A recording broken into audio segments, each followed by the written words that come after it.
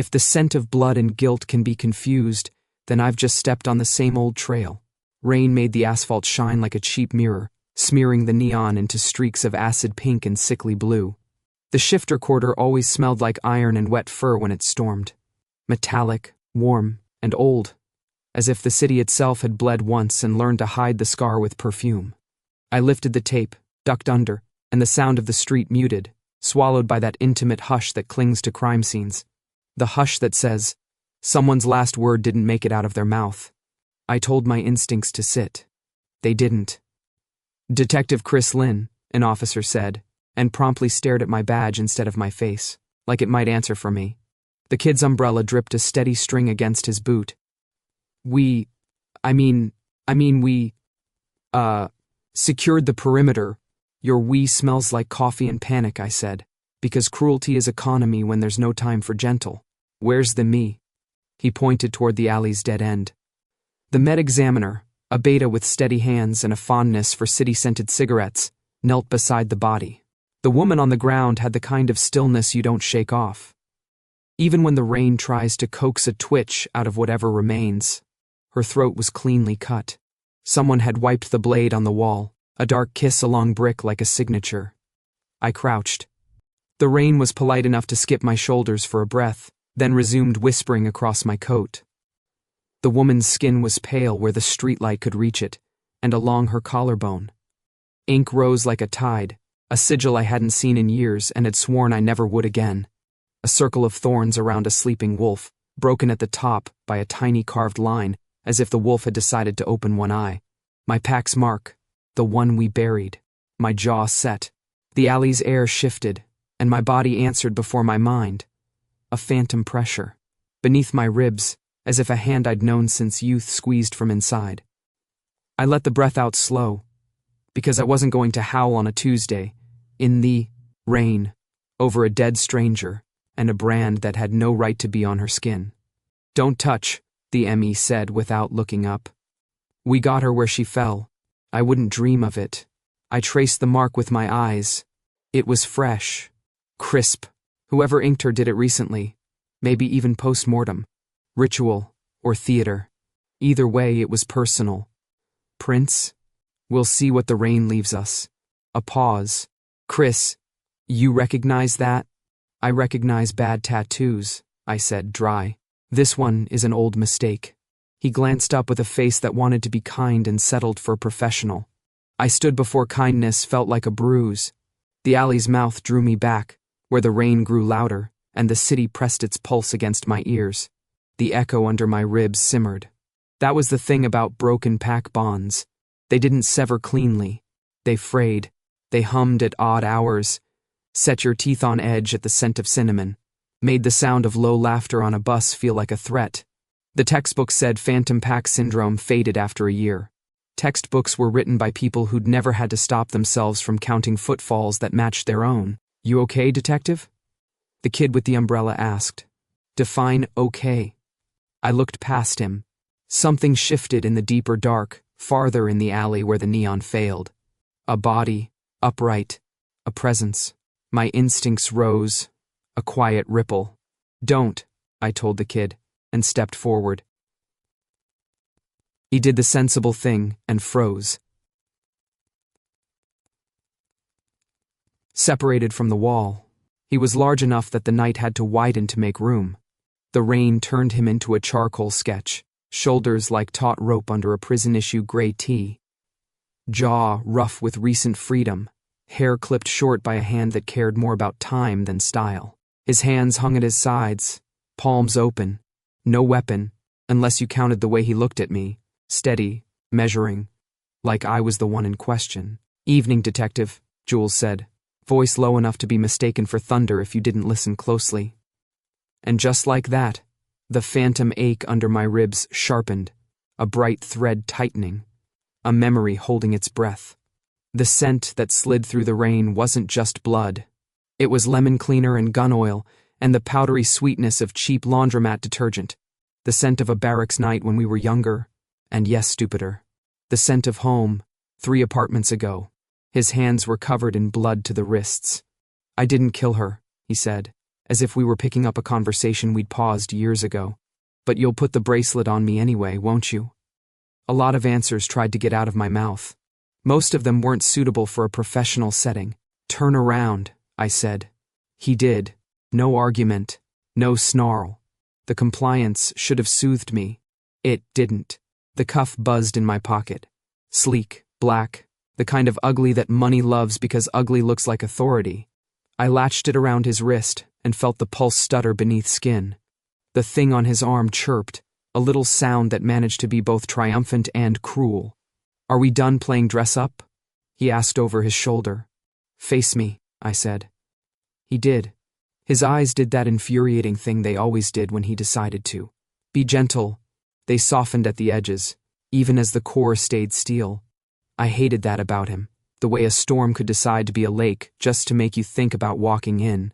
Tell me why you're here, I said.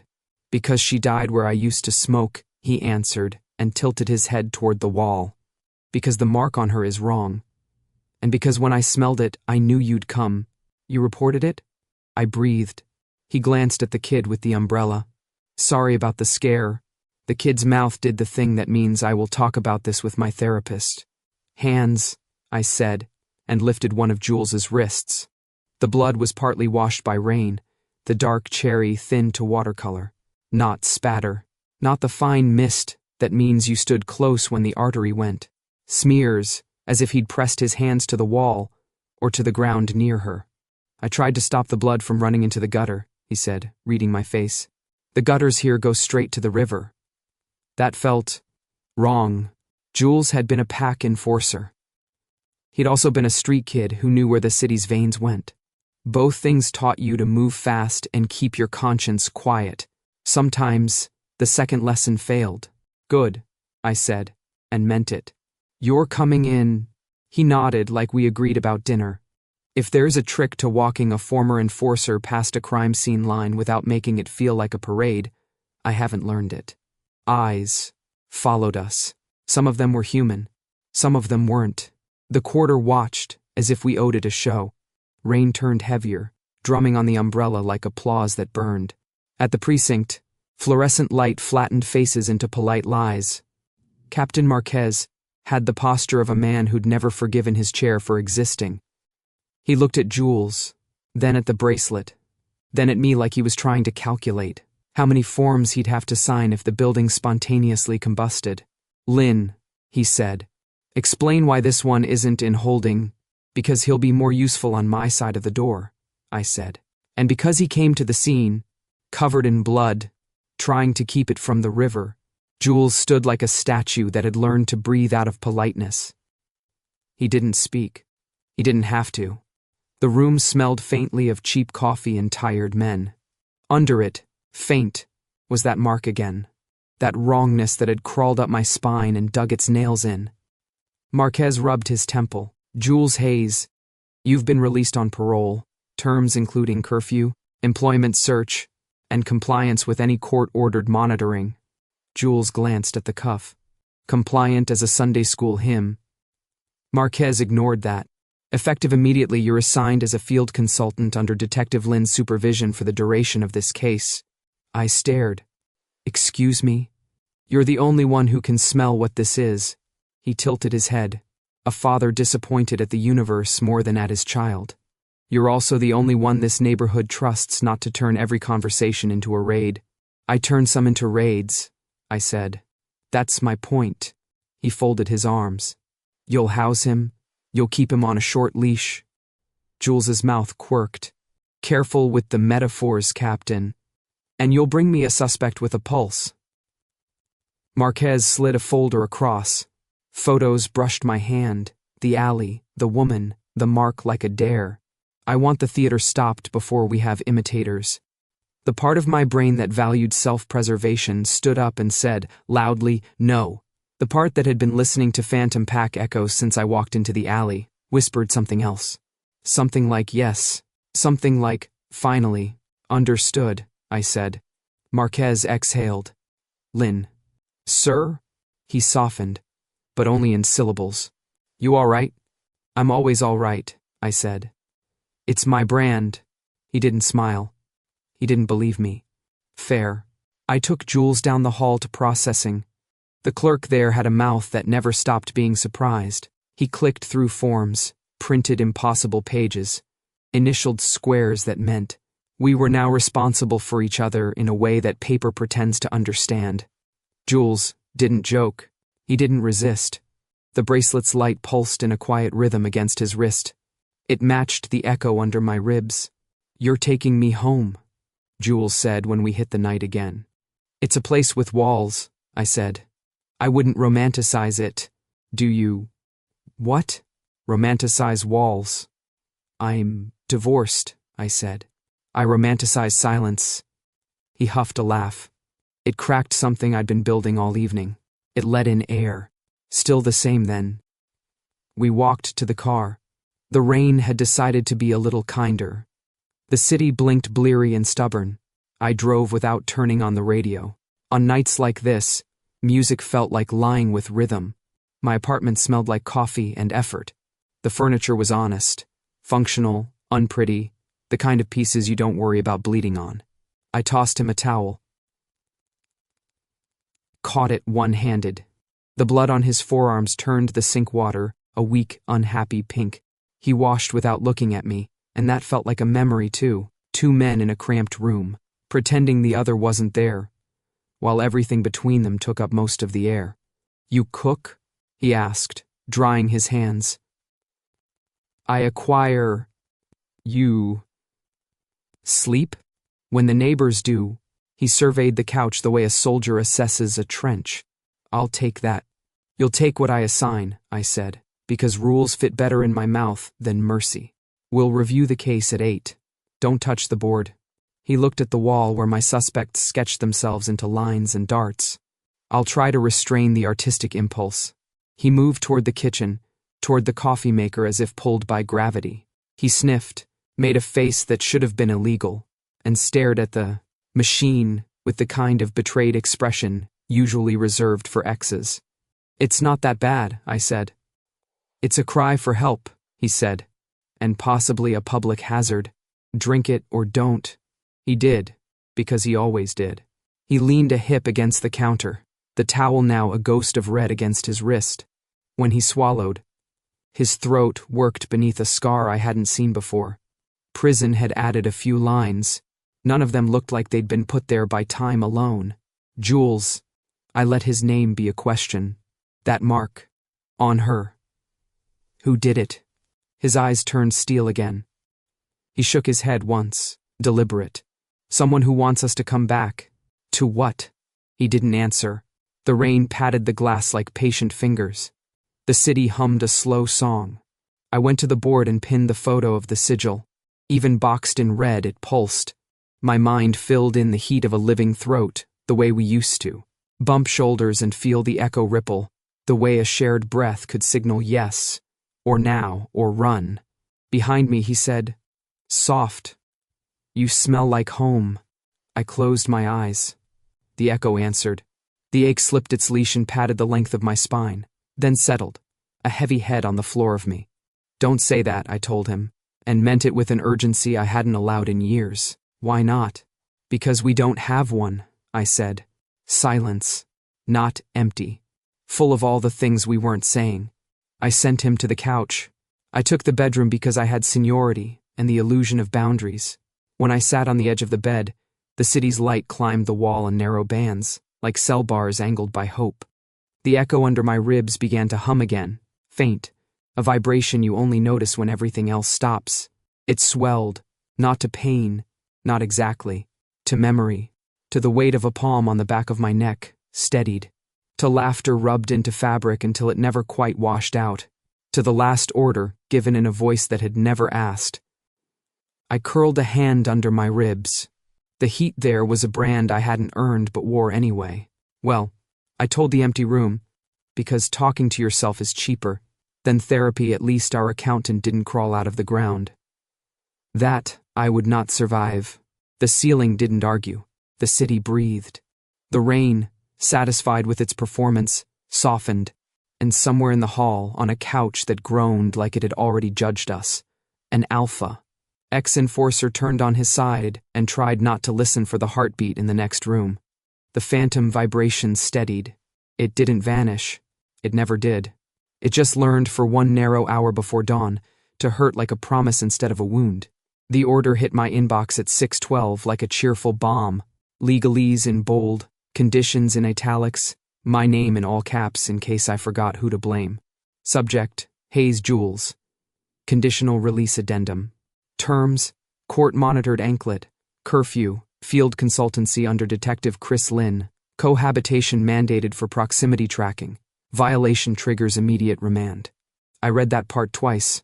The coffee machine coughed like it had opinions, and then handed me something brown and faintly resentful.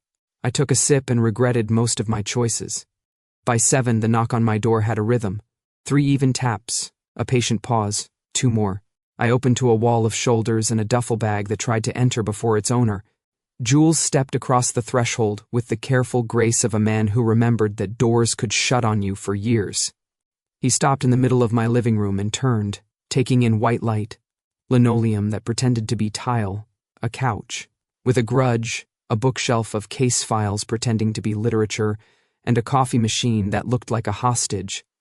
"So," he said, adjusting the strap, "do you live like a person, or were you just trying not to leave evidence?"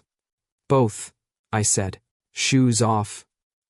He toed his boots loose and lined them with the kind of precision you reserve for weapons. The anklet blinked once, "Hello, we're watching," and then went calm. He drifted to the kitchen and opened cabinets like he was searching for hidden passageways. "Your pantry is a cry for help. Pantry is optimistic."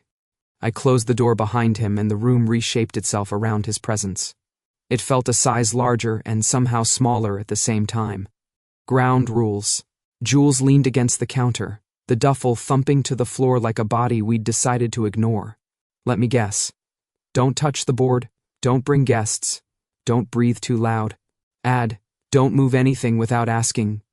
He looked at the couch, then at me. "You mean your sense of order or your furniture?" "Yes." He grinned, that quick flash that softened him from battering ram to something dangerously like a person. "What do I get if I follow the rules?" "You get to not go back." Motivating.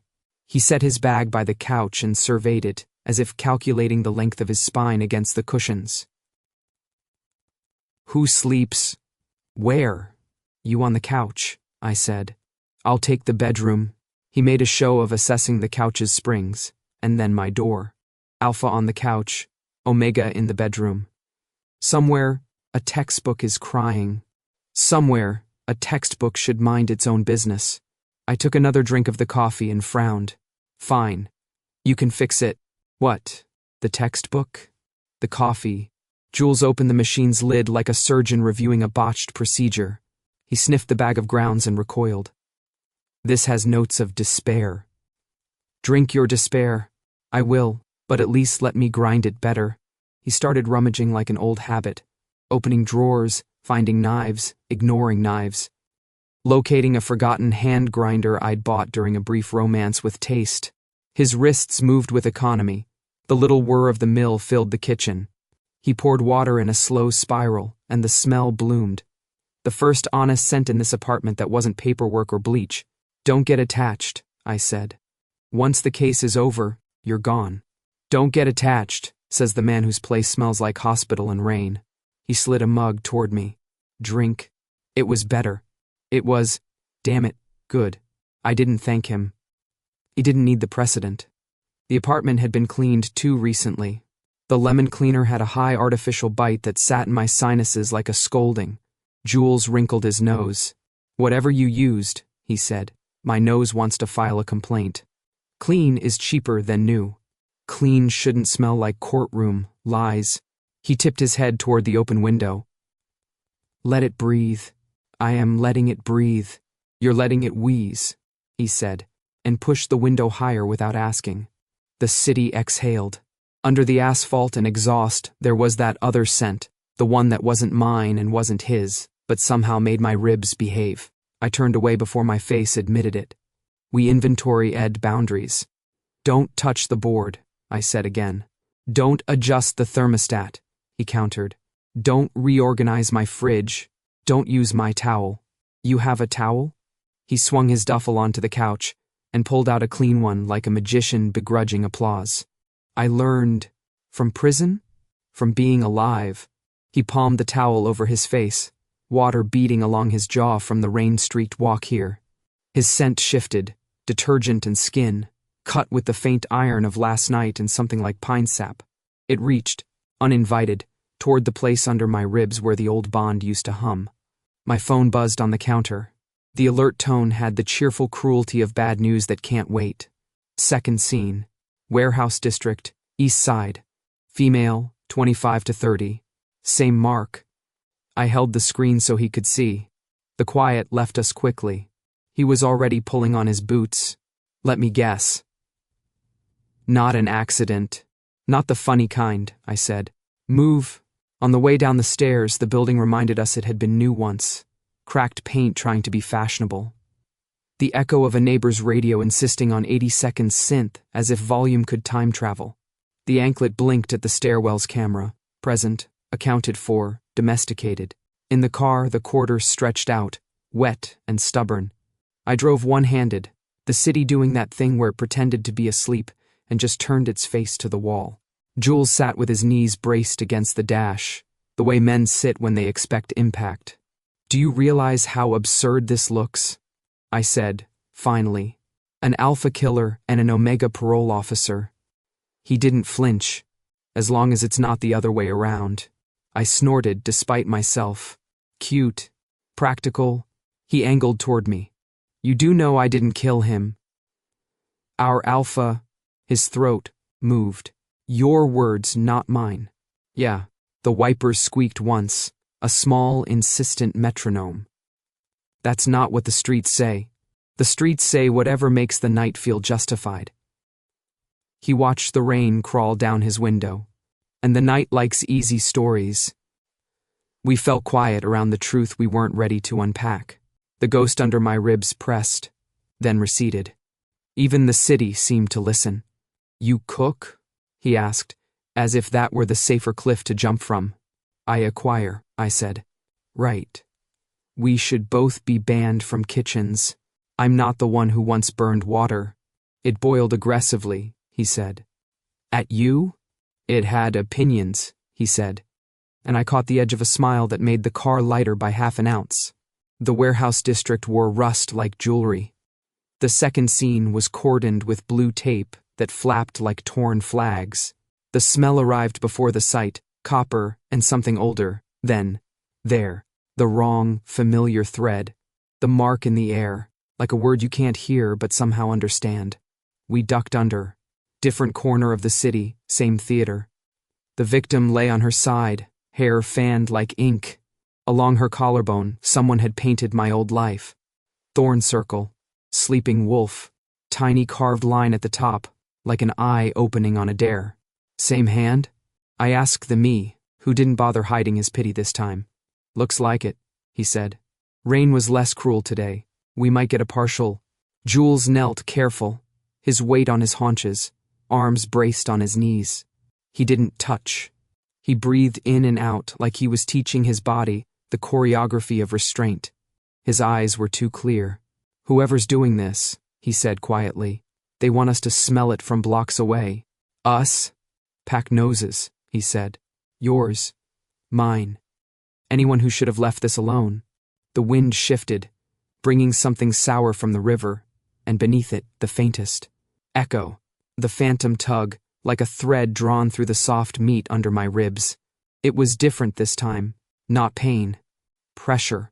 The ache steadied when I stepped closer to him. An officer shouted. A witness blinked into the tape.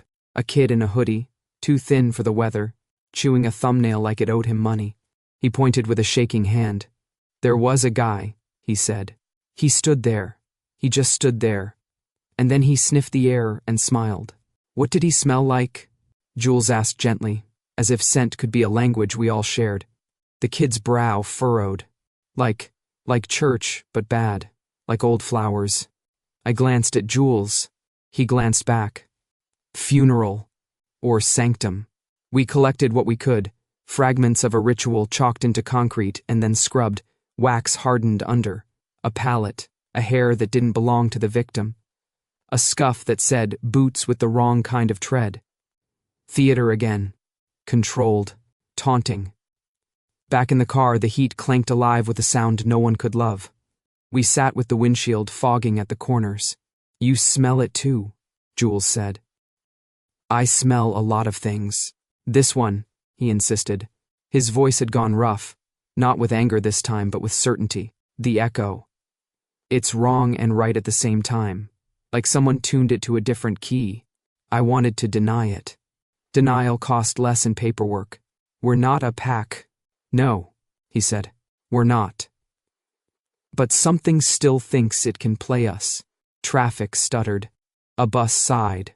A pedestrian cursed at a puddle with the kind of poetry that makes you believe in local culture. I edged us into the flow and the city took us back. He shifted, one knee knocking the glove compartment. His scent ghosted over the console. Clean shirt, old rain, a line of heat that threaded straight into the ache under my ribs. The ache. Eased, not vanished.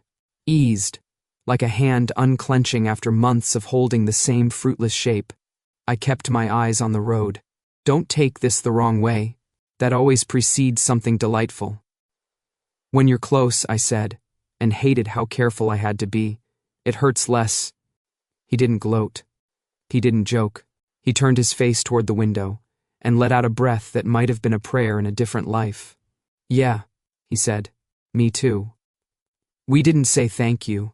We didn't say I'm sorry. We drove, and the phantom pain under my skin settled to a bearable hum, as if the city had found the right station at last, and the static decided, for one stubborn morning, to be quiet.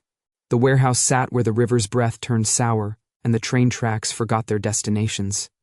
Someone had bolted the doors a long time ago, but bolts rust. We slid through a gap like we'd learned it in another life, because we had. Dust rose to greet us, old and slow, carrying the smells that had once meant home. Dried hides, oil on steel, rain caught in concrete that never quite dried. The air had weight, like a hand on the back of my neck reminding me of posture and obedience. I kept my face still. Detachment is a mask you put on and hope no one notices it's made of skin. Jules didn't bother with a mask. His mouth had the set of a man bracing against a wave he can't afford to duck. He ran his fingers along the wall near the entry where the plaster had flaked in a vertical rake. 4 deep lines. I remembered the night they were made. Drills, laughter, our beta Darlene making bets on who could climb the wall the fastest. I remembered the way the alpha had laughed when I lost and pretended not to be annoyed. The claw marks looked smaller now. Everything did. Lights, I said, out of habit, and reached for a switch that had never worked right. Nothing. Jules flicked his phone light, and the warehouse received it like a church receiving a candle. Weak, but willing. The beam skimmed over stacked pallets, a long dead punching bag slumped like an old fighter in a corner. And the far wall where we'd chalked rules in blocky handwriting that never washed away completely. Respect the code. Don't break what you can't fix. Be kinder than the world. Cute, I muttered, my throat dry. We walked, sound swallowed by the concrete. My ribs thrummed, a low electric buzz that could have been rain on a wire or a memory trying to get out. Phantom pack echo. The textbooks gave it tidy names, our bodies didn't. Jules's light found the training mats. They were sullied by time, gray where they'd once been green. He paused, glanced at me, then at the far door that led to the offices, the little rooms where we'd stored gear, and secrets, and the smallest room where the alpha had kept a metal box that smelled like cedar and peppermints. You were the last one who talked to him, weren't you? I said, and hated how my voice gentled without permission. Jules didn't turn. I was the one who didn't get the last word out in time. His tongue wet his bottom lip. A habit from back when he still smoked. I was the one who didn't say, "Don't shoot fast enough." Something old and sharp moved under my breastbone.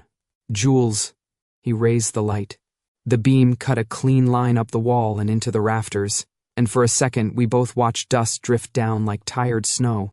The particles glittered when they hit the light. For a heartbeat, the warehouse looked holy. Then the moment passed, and it was just air dirty with our past.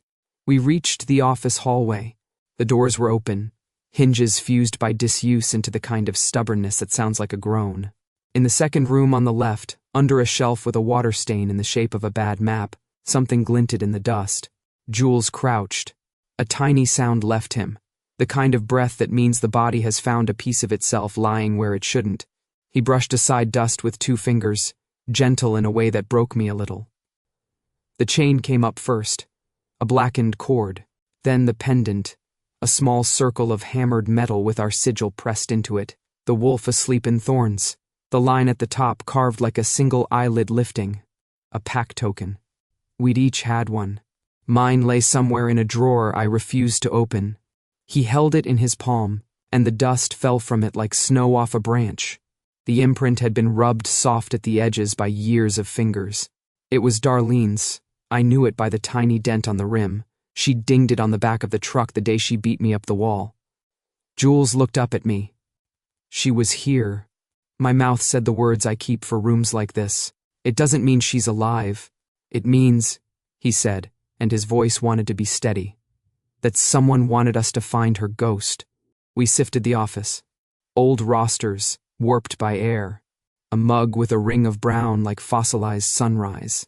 A locker smell that curled the edges of my vision with things I wasn't going to remember on purpose. Wet hair and laughter, someone humming off-key, the alpha's hand closing on the back of my neck when I went too far, and the world needed me smaller. Do you ever think, Jules said from the doorway, that if we'd gotten one more week, we would have— No, I said. I don't play that game. I leaned on the file cabinet to make my point and felt the metal flex under my hands. It doesn't change the ending. He looked at my hands like they were bleeding. Then he set Darlene's pendant on the shelf, as if returning a baby bird to a nest it outgrew. Okay. We accepted the quiet. It accepted us back. My ribs hummed, louder. It wasn't just grief. It was proximity, resonance. The body misrecalling the math of 2 and wanting to solve for pack. I stepped into the main space and the hum flared, like stepping into a note someone else was singing. My breath caught. Jules's did too. We were close enough that our shoulders might have brushed if either of us stopped pretending to need more air than we did. You feel it? He asked. It's loud, I said. Like the floor wants to breathe. He nodded. His throat worked, like my chest wants to answer. We were idiots, but we were honest ones. We let the echo ring through us, and for a second the warehouse was crowded. Laughter, paws on mats, the alpha's voice, cutting through static with the particular kindness he'd reserved for idiots who thought they were invincible. He'd had a gentle face for a man who could break your stance without breaking your pride. He taught with a hand at your spine, not a fist at your jaw, and when he told a joke he did it like a confession. A splintered bench against the far wall gave my brain an excuse to move. I walked to it and sat. The wood complained in a language I now spoke. Remember, I said, more to the room than to Jules, the time he made us run the river path at dawn. We smelled like freezing coins, Jules said, coming to lean on the pillar opposite me. His face did something I hadn't seen in years. He smiled and it reached his eyes. He said it built character. It built hatred, I said, but I felt my mouth answering. And then he brought bakery buns and told us hatred burns calories.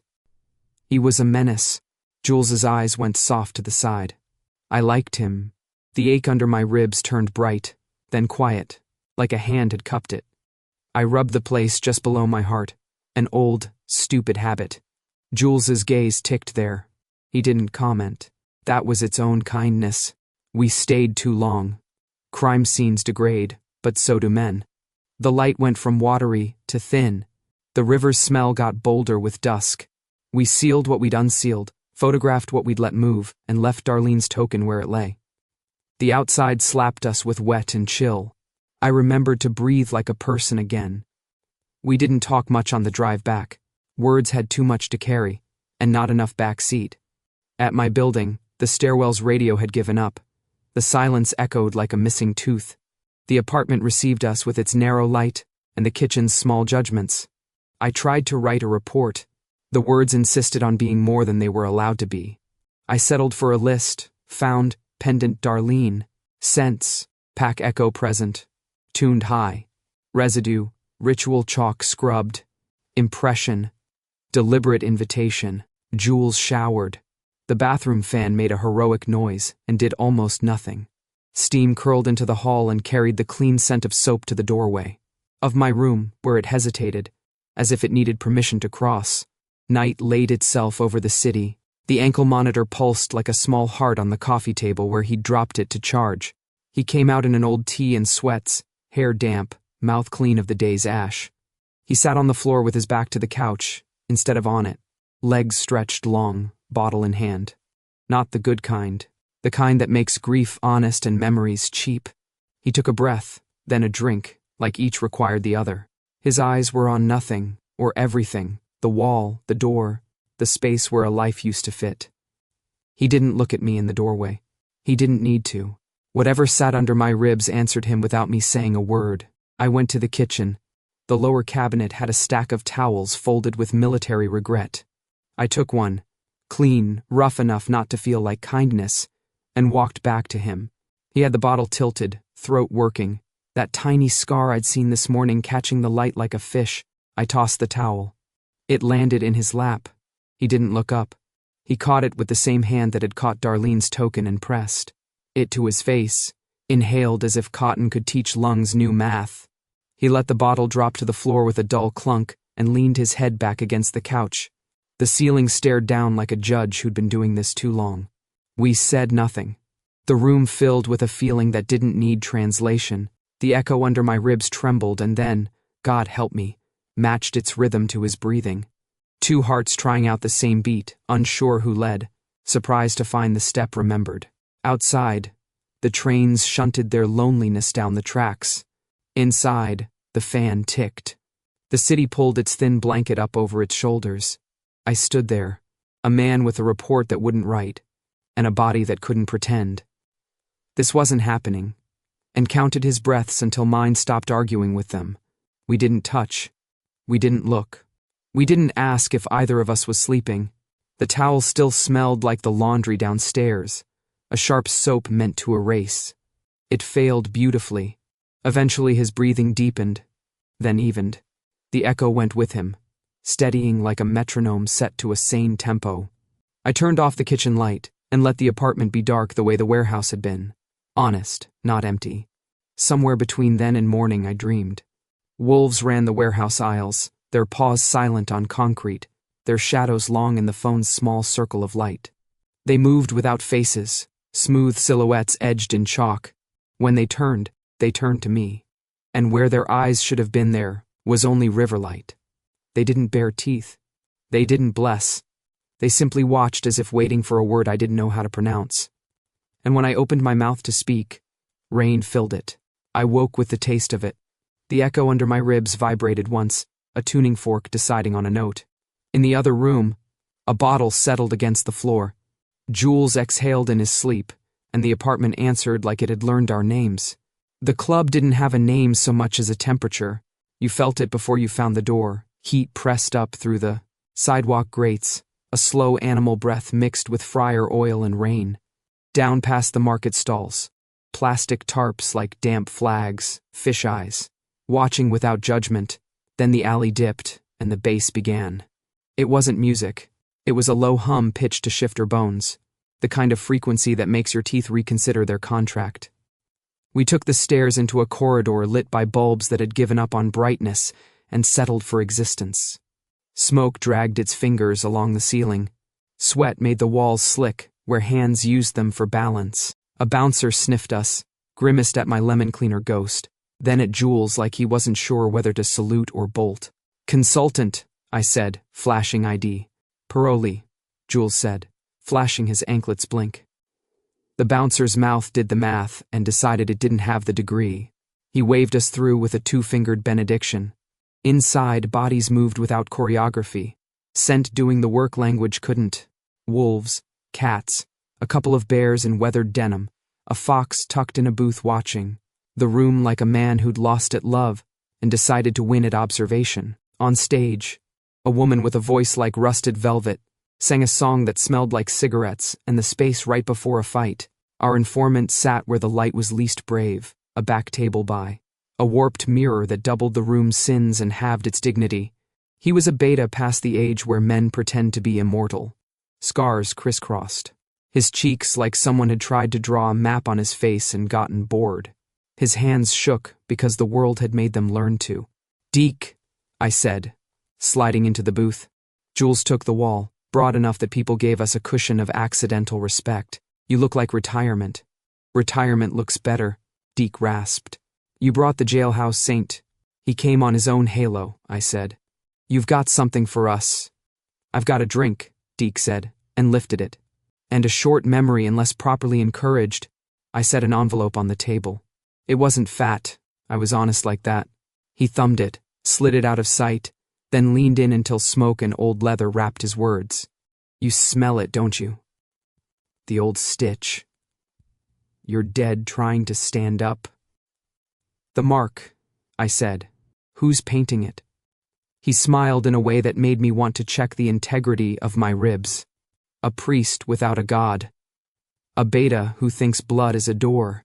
Names cost extra." "You don't have a name," Jules said, voice mild. "You have fear.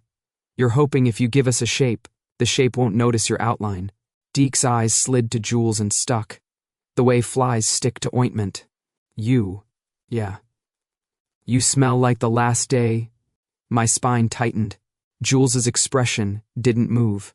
He had perfected statue as survival. "We're not here to reopen the funeral," I said. "We're here to stop the theater before it finds a bigger stage." Deke's fingers worried his glass. "Basement 2 blocks over. They made a church out of mildew and bad chalk. Candles, cheap kind. Blood in bowls like soup. Your sign. Wrong on purpose." "Wrong how?" I asked. "Cut at the top." He lifted a shaking finger and traced the tiny eyelid our sigil wore. But deeper. Like they want the eye open all the way. Your alpha watching with no lids. My ribs thrummed. Acid climbed my throat. Beside me, Jules shifted. Not enough to read as a threat, just enough to smell like rain on iron. Deke's lip curled. "You were his dog, weren't you? His favorite teeth." It happened quick. Deke's hand flashed. The glass caught the low light and suddenly the room had more shrapnel than air. The shard he threw at me was clumsy, drunk, old, unpracticed. But glass doesn't have to be smart to cut. Jules moved between me and the glass like his body had been waiting for the cue. His forearm came up. The shard skittered, kissed his skin without purchase and rang against the pillar. His other hand hit Deke's wrist hard enough to remind it about bones. The table jumped. A chair screamed across cement. Instinct, so old it smelled like youth, uncoiled in him.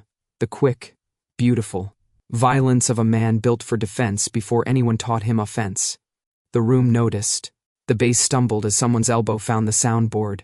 A ripple went through the bodies, like wind through a wheat field that knew arson. Jules didn't follow Deke down.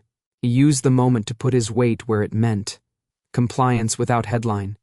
Knee pinning the man's forearm, palm flat to sternum. He looked at me, waiting for the order I had no right to give, and every right to. "Easy," I said. "Ease is expensive," he said, but his weight shifted from break to hold. Deke panted, the cheap alcohol in his breath trying to singe hair. "Say it again," I told Deke. "Basement." "Where?" He coughed laughter. "Under the meat market. The old cold room. They make the air shiver. Like prayer but backwards. Who leads?" "A beta with preacher's eyes." Deke swallowed. "Calls himself minister. Says he can stitch what the world ripped.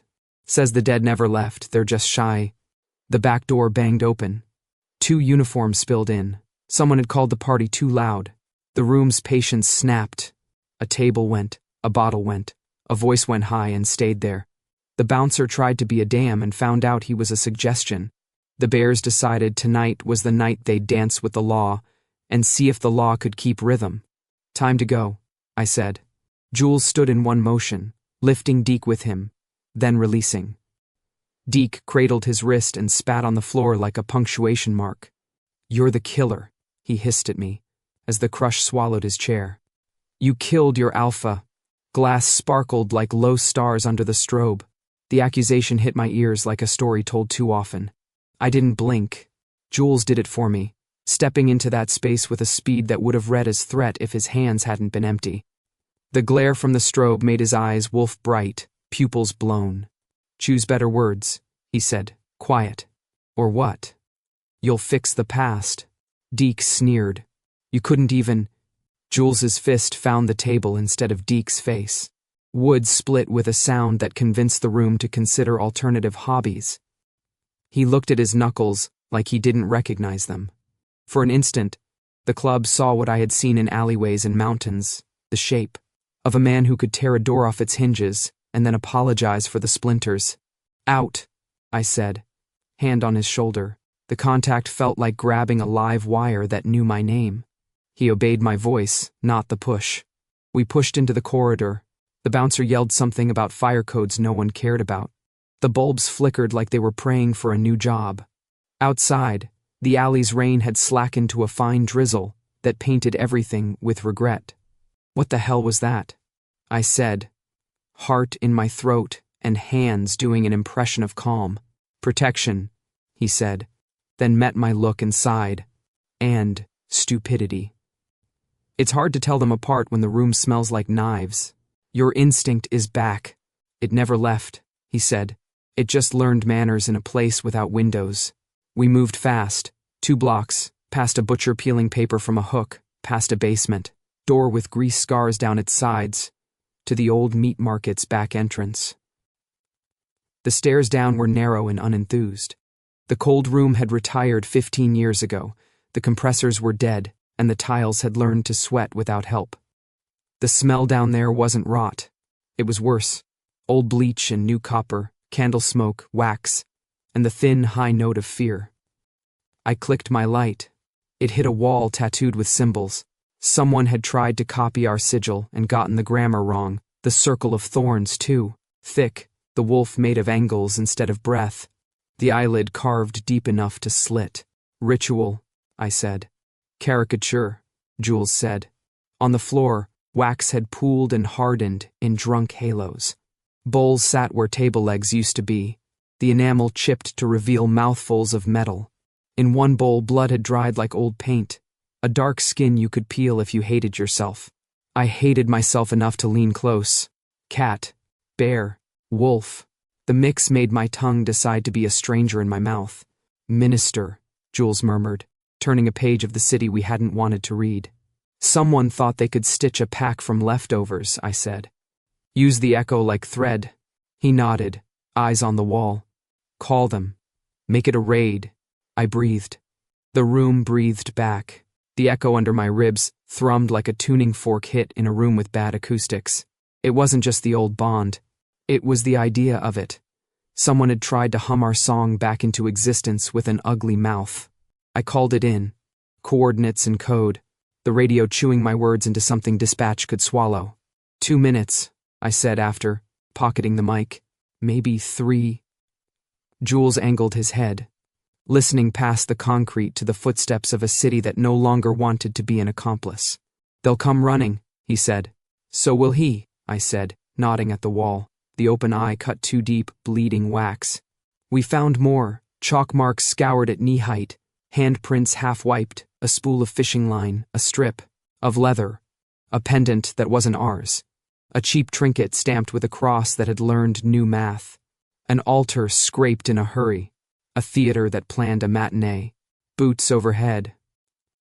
The whisper of uniforms, the low murmur of people pretending to be calm. The raid exhaled into motion, the building bristling with officialdom like a cat suddenly reminded of its tail. And then the echo under my ribs snapped tight. Jules heard it too. He went still in a way that meant movement would be catastrophic. His eyes slid shut. When he opened them, they had a shine I recognized from nights we hadn't put names to.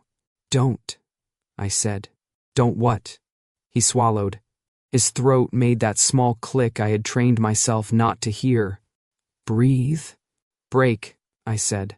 A shadow moved at the far end of the room, where the cold room's second door sagged like a loosened tooth. Not Minister, too small, but eager. A kid, barely past the age where rage disguises itself as purpose. with chalk on his fingers and candle wax on his sleeve. He blinked at us like we'd stepped out of a radio. Out, I told him.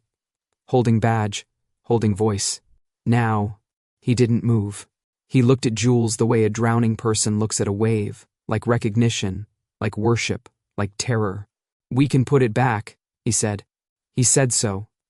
We can stitch it. We can be whole. Whole doesn't mean living, I said. Sometimes, it just means heavy. Jules took a step.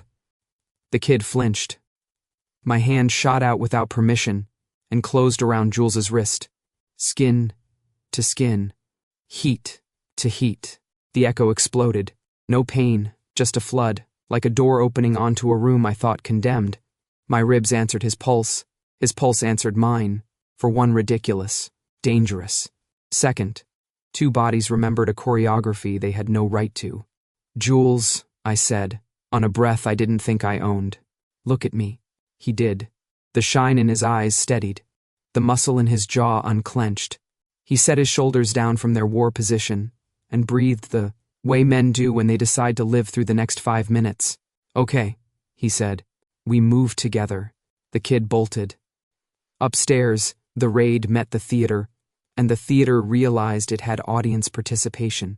Shouts, the particular hollow boom of boots on tile, the radio's mechanical prayer. The basement went suddenly very small. Later, Jules said, voice a rasp. We talk later. About the coffee? I said, because humor is a weapon you can carry through metal detectors. He huffed. About how you fight worse than you brew it. That's slander, I said, and pulled the door. Truth with seasoning. He paused at the threshold, hand brushing mine again. Maybe on purpose, maybe because the room was small and we refused to be. The echo didn't flare this time. It warmed. It held. It made my ribs feel less like a cage and more like an instrument. We climbed into the light, into noise, into the kind of chaos you can file later. Behind us, candles guttered out in a draft no one owned.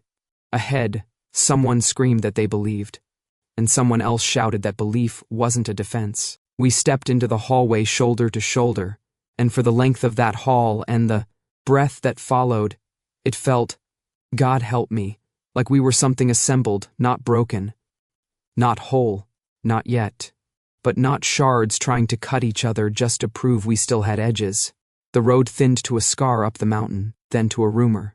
Pine gave way to rock to the kind of dirt that remembers every foot that's pressed it. The air turned sharp enough to peel thoughts. By the time we left the car, the wind had already found our collars and was whispering the same old story. Go back. We didn't. The sanctuary wasn't a building so much as a place where the forest had stepped aside once and never quite closed the door. From a distance it looked like ruin. Up close it looked like a wound that had learned to scab. Stones ringed a natural bowl in the earth. Someone had carved our sigil there years ago and then scraped it out with a chisel. You could still see the grooves. Wet soil breathed up the smell of rain and iron. Blood had lived here long enough to become part of the rock. The old heart, Jules said, voice low. His breath smoked. We swore our oaths here. We broke them here, I said. He gave me a look that managed to be both no and not yet. We followed the scent the way men follow bad news, faster than is wise, slower than our bodies wanted. The echo under my ribs, my old faithful ache, had turned to a wire pulled taut. It hummed every time the wind shifted, as if someone were plucking it with 2 fingers and listening for a note. He's here, I said. Or what's left of him. Either way, Jules said, scanning the tree line. We end it. We didn't need flashlights. Stormlight grew out of the sky, gray and patient. The far side of the ring had been turned into a poor altar, flat stone cleared. Of lichen, candles cratered and re-wicked, small bowls lined up like mouths. Chalk bled white against wet stone, forming badly copied thorns. The eyelid at the top of the wolf had been carved deeper, as if the stone itself could be forced awake. Minister's handwriting, I said. Minister is a title, Jules said. He has a name. Had, I corrected, and then the wind shifted again, and the smell told me what the name was before the voice did. Roan, I said, and the mountain kept the word. He came from the tree shadow, like a man who had studied exits until they looked like entrances. He was smaller than I remembered. The years had thinned him, then anger had dried what was left. Beta once, shoulders built to carry, now hunched as if the weight he'd picked was made of broken glass. His eyes were clear in the wrong way. He held a knife the way men who are tired hold truth, by the middle, as if it might stop cutting if you showed it how. "You came," he said, and it sounded like praise and accusation had decided to share a throat. "Your invitations aren't subtle," I said. "They weren't for you." He looked past me to Jules. The old pack math tried to do a cruel, instinctive dance behind his eyes. "Enforcer, consultant," Jules said. Roan's mouth lifted, not a smile. "Pet words for pet men. You're the one lighting candles for ghosts," Jules said, and the wind took his voice and rubbed it against the rock until it sounded older. "Tell me Darlene's not part of this theater." Roan's face pinched. He reached into his coat and pulled out a pendant, held it up so the metal caught the gray. "Darlene's token." I knew the dent. Jules went very still. Something in my chest tried to run forward without the rest of me. "She gave it," Roan said. "Or she lost it." "What's the difference when the river takes everything you drop?" "Where is she?" I asked. "Beyond where you can fetch her," he said, almost gently. "But what we were, that can be fetched. It's only sleeping." He gestured at the carved sigil. "We close the eye and we die. We open it, and we rise. The Alpha is dead. Roan." I felt the rock say it back to me. "You can't stitch a voice out of wax and soup." Roan's gaze cut to me, went thin. "The Alpha is a place, not a man. A shape the rest of us wore like a coat. Fill the coat, and we stand up. That's not how coats work," I said. He moved. Not fast, but true. Knife up, knife down. Jules was there a breath before I could be, an old, cruel grace sliding back into his bones like it had just been waiting for a cue. He caught Roan's wrist. The blade nicked his forearm and drew a bright, mean line. Roan's elbow snapped. Jules blocked. Their feet tried to teach the ground old lessons. This wasn't a fight men would brag about. It was too exhausted for glory, too honest for style. They slipped, swore, slammed hip to stone, breath knocked out of both of them. Then clawed it back because breathing is the one rule that doesn't forgive. I circled, looking for angle, for leverage, for anything that wouldn't mean blood where we couldn't stop it. Roan kicked. Jules took it on the thigh and answered with a shoulder that would have taken a door off its hinges. The knife flew, pinwheeled, clanged, disappeared into ferns. Roan didn't seem to notice. He had 10 other knives on him, none of them metal. He threw his head forward. Skull met cheek. Jules staggered, got his balance back, caught Roan's collarbone and squeezed until the old muscle knew it wasn't in charge. Roan spat, blood ribboning down his chin. He smelled like old flowers and bleach, and the sourness grief gets when you feed it rituals instead of answers. I went in. My hand caught Roan's wrist. My knee pressed his hip. I turned him into the ground with more force than grace. He twisted and bit through my coat sleeve and into the meat. Pain spiked. I didn't have time to curate a response. I growled. It came out of me like a rusted machine deciding to work because the alternative was worse. It wasn't a sound fit for the polite precinct. It wasn't fit for my apartment, my coffee maker, my careful lists. It was mine anyway. It hung in the cold air and made the wind remember who had once met it here and refused to bow. Roan's eyes flared like he'd been waiting for that sound all year. "Yes," he hissed. "There he is. The Omega with a wolf's throat, the pack's echo. Answer me." He slammed his head back into my face. Stars. I tasted iron that was mine and decided not to be precious about it. Jules moved to cover me. Roan pivoted and the knife was back. I didn't. At sea from where? Just the silver arc of forgiveness that wasn't. It kissed Jules across the side, under the ribs, a cut that felt shallow and looked hungrier than it had a right to. Jules gasped and his scent hit wrong, sharp, bright, hot. I caught him as he tilted, more instinct than choice. Roan's laugh was a string pulled too tight. "See?" he said. "The echo pulls. The house misses its roof. One of you should wear it. One of you will—" "Stop," I said, And the word landed like a hand on the back of a skull. Alpha's dead, Roan said, almost sweet. But the echo calls. He calls. Someone has to take the place. Or none of us sleep. You want sleep? I said. You came to the wrong mountain. Roan lifted the knife again. Not at me this time, but at the carved eye. If he cut deeper, if he opened the stone until it wept, maybe he believed. The bond would snap back like a rubber band and slap us all awake. Kris, Jules said, hand pressed to his side, blood soaking through the towel I didn't remember putting there. He was steady in the way men are when they decide falling is for later. Don't let him. I stepped between the knife and the eye. The old ache drew itself up into a shape I recognized, the weight of a hand at my nape. A voice that didn't ask. The last order anyone had any right to give. Roan, I said, loudly enough to cut the wind. Listen. He stilled, blade just above the groove. The candles guttered. The mountain leaned in. I shot him, I said. And the words scraped my throat raw on the way out. He was losing himself, and he asked. He said, make it quick before I make it worse. He said, don't let me take what we built. He said, Lynn, do it. I did it. I did it because he gave the order, and because I loved him enough to obey. The wind shut up. Even the pines held their breath. The ache under my ribs flared so bright it went white, then impossibly, it softened. The echo didn't vanish.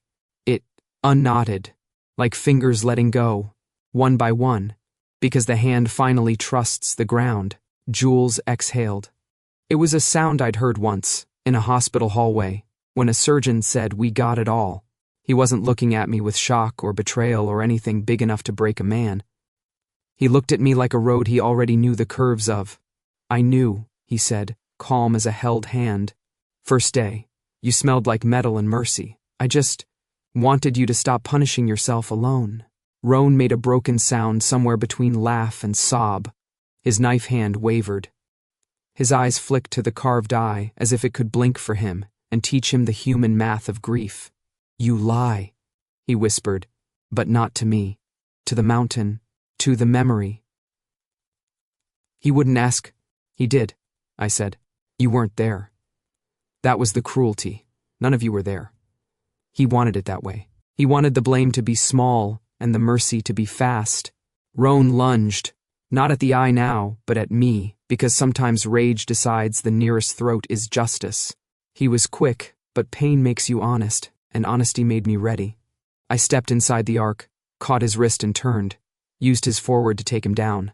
Jules moved despite the blood, caught Roan's other arm, and for a second we were a machine that remembered its assembly. Instructions. One man anchoring, one man redirecting, both of us refusing to let the knife write the rest of the chapter.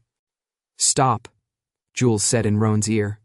Not alpha command, not magic, just a man who had learned to say enough in a voice the world sometimes obeyed. Roan, stop. It's over. Roan fought another heartbeat, then collapsed, not in surrender. In ruin. The knife clattered away, and the sound felt like an apology from the mountain. He sobbed once, a torn sail sound, then stared at the carved eye, as if he could still bargain with rock. If he asked, he said through his teeth, "Why do I still hear him?" "Because you loved him," I said. "Because echoes are stubborn. Because grief is a bad musician and plays the same song too long. Sirens far below. Tiny, tinny, like toys. We had called this location in, just in case good intentions failed. They would find the car. They would climb. They would bring forms and cuffs, and the kind of light that believes in its own authority. I sat back on my heels, breath a frost cloud. The sanctuary seemed to tilt somehow, as if whatever had been slanting it for years had shifted. The carved eye, cut too deep, filled with rain and shivered. The candles went out on their own. The air changed. Not warmer, not sweeter, just freer. The echo under my ribs loosened, until it wasn't a tight wire anymore. It wasn't even a thread. It was a warmth laid over bone and breath. A weight I could carry without grinding my teeth.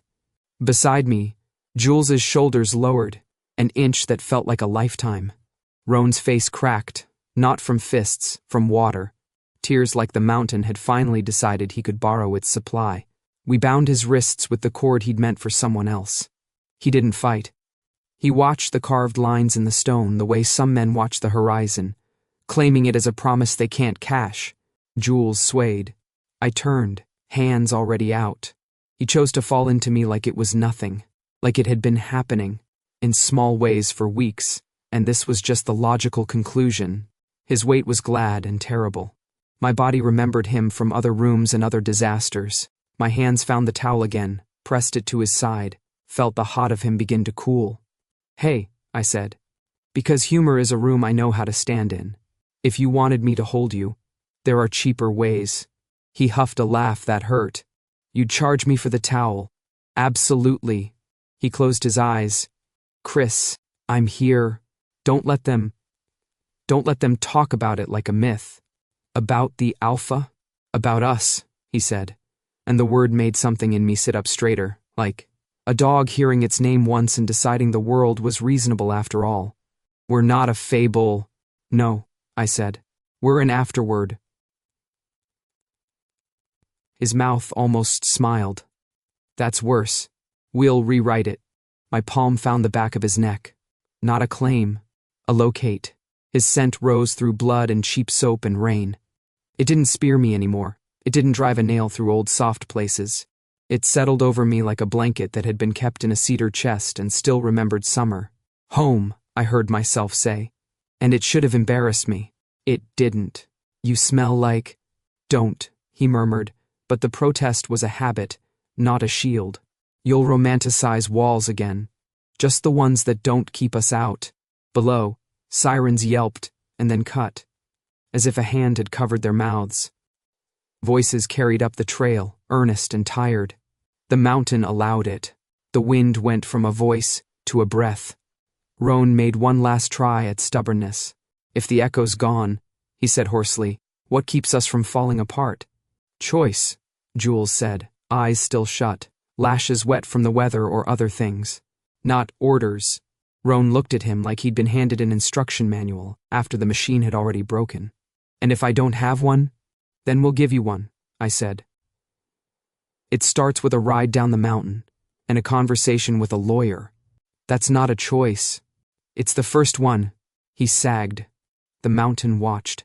The air pressed cold lips to the cut on my forearm and the bruise on my cheek and the old place under my ribs. The warmth there held.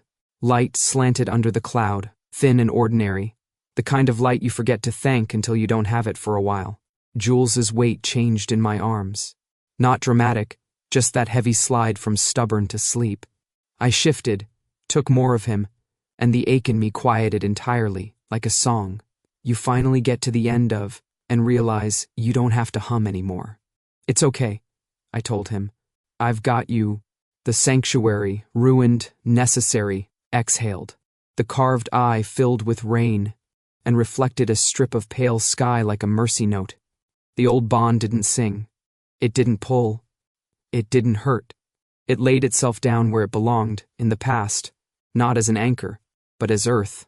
When the uniforms reached us, they found a beta with his wrists bound and his eyes emptied of spin, a detective with blood at his sleeve and a mouth that had finally stopped lying to itself, and an ex-enforcer asleep in the only place that made sense. The wind had nothing left to warn us about. The mountain had nothing left to withhold. I held Jules until my arms shook, then longer, because some weights you don't put down just because it's practical. His scent curled into me. Warm, rain-cleaned, stubborn. Not pain anymore. Home. Morning climbed the precinct like it had decided to be kind, for once. The city wore sunlight like a new shirt. Wrinkled. Hopeful. Not quite its size yet. On the roof, the tar held last night's chill. The railing hummed with distant traffic, and the air smelled like dust, wind, and something I hadn't let myself name in years. I wrestled a report on my lap like it owed me money.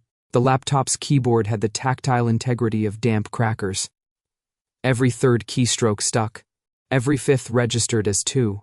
I typed a sentence about chain of custody that read chain of custody, and swore at a volume that suggested I was on speaking terms with God. The door clanged. Boots. A shadow lengthened beside mine, taller, broader. learning how to be unchained again.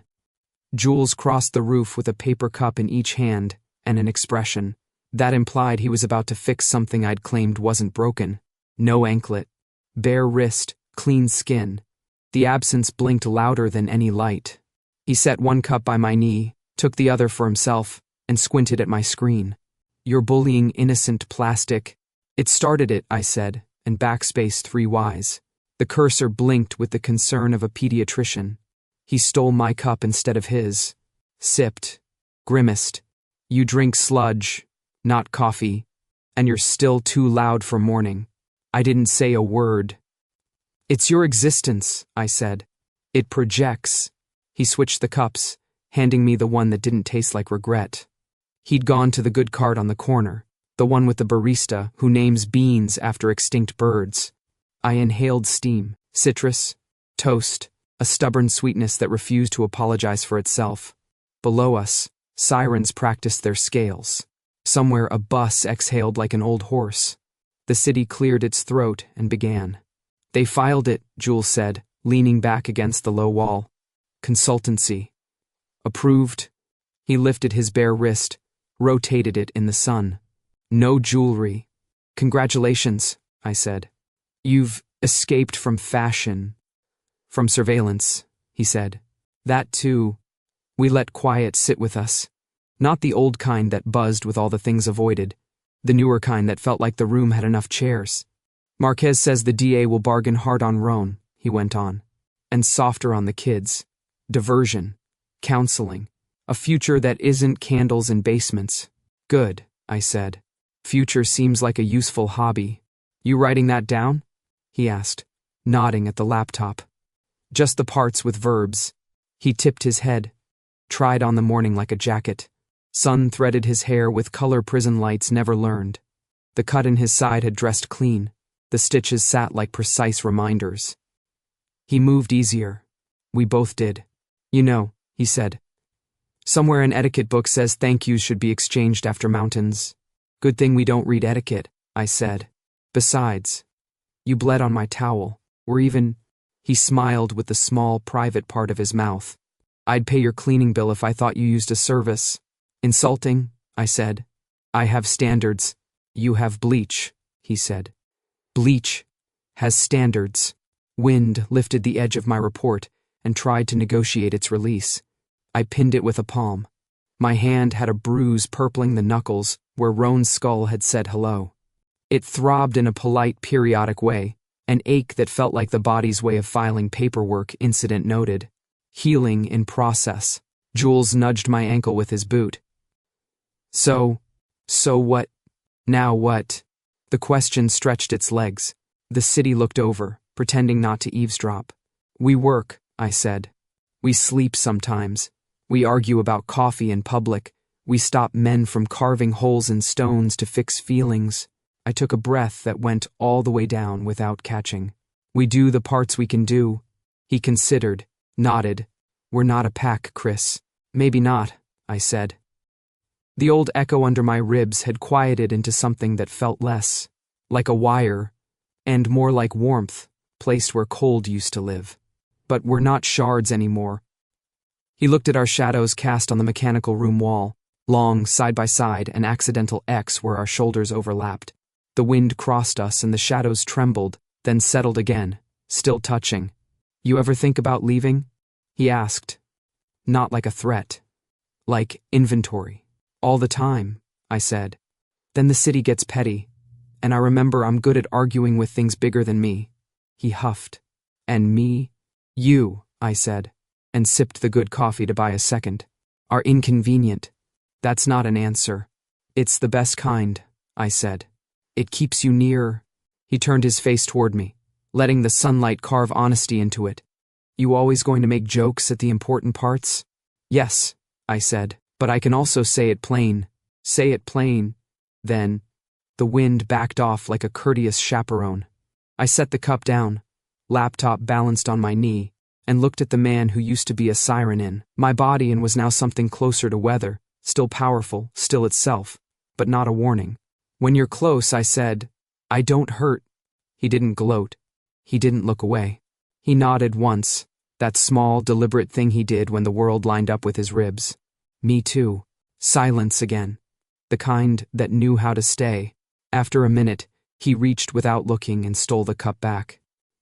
"I'll make a second," he said. "One that won't embarrass you in front of documents. You think documents judge? Constantly. I'll log your opinion," I said. Hands returning to the keys. They found their rhythm. Less war. More work. Words turned into squares you could stack. Summary. Suspect apprehended. Confession partial. Ritual elements misapplied. Intent restorative. Outcome harmful. Pack echo diminished at scene. Subjective metrics indicate release. I typed, and the city kept doing the practical miracle of being alive. Jules sat, finished my coffee, and handed me an empty that somehow felt like a promise. He stood. "Come on," he said. "If we're going to be late to Marquez's meeting, we should commit." "We're already late," I said. "Then we're already committed," he said, and offered a hand I didn't need and took anyway. We went to the door. Wind slipped between us, a cool ribbon tugging at shirts and hair, and pushed our shadows across the wall. For a second they crossed, mine over his over mine. An X that looked like a signature you only use for important forms. We didn't sign anything up there, didn't make oaths, didn't carve eyes into stone.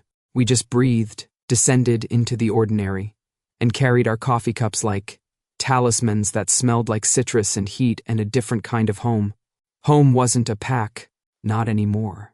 Home was the person beside me, walking down the stairs, arguing about beans, steady as day.